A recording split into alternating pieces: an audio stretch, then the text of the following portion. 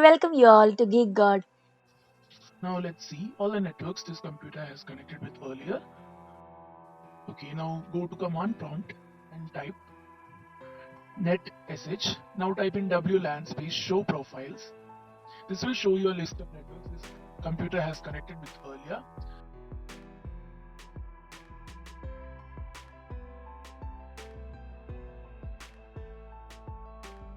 Now let's reveal, for example, say the password of D-Link.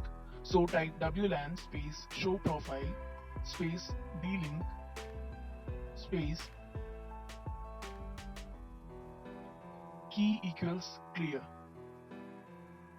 Now this key content reveals the password of network D-Link.